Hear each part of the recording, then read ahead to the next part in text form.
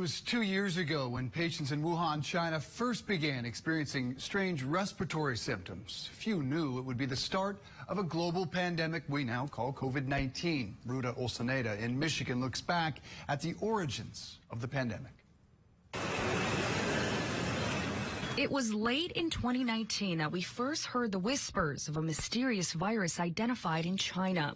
Here in the U.S., health officials were keeping their eyes on it, but weren't too concerned. To be frank, we kind of put it off. Information was limited, but the case count around the world quickly grew. Then in January of 2020, the virus officially made its way to the U.S. We had learned that there was a confirmed case in the United States. We knew that it would be here in Michigan, and so we were just waiting on that confirmation. We saw shortages on everything from masks to meat to the infamous toilet paper flying off the shelves. The nation had never had to grapple with something like this in recent history.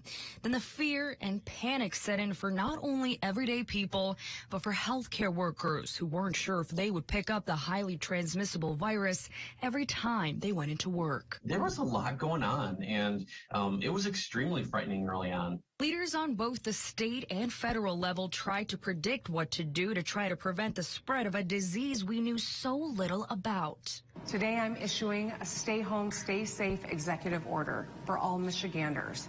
Still, hospitals quickly filled up. It was challenging and it was very stressful, and we were seeing a really high mortality rate. Spectrum Health dealing with limited resources and an influx of patients. We didn't know how to test for it.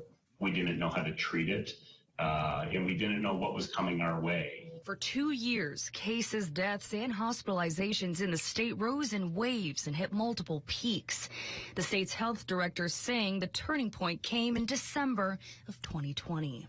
And then we had this amazing breakthrough in medical technology with the formulation of not only one vaccine, but 3 vaccines. Now hospitals are experiencing yet another peak, overwhelmed with mostly unvaccinated patients. Infectious disease experts frustrated by what they're seeing. We would not be in the situation we're in right now if we had a better uptake with vaccines. Looking to the future, the pandemic forced hospitals to implement practices that will most likely stick around for years to come. Hospitals also working together in ways like never before. We're more collaborative than we've ever been. We talk with other health systems, other hospitals daily. We share resources, we share knowledge and information. And while we have learned so much over the past 2 years, from not knowing what COVID was to having accessible testing to finally having a vaccine, there is still a lot more to learn. I'm Ruta Olsaneda for Newsy.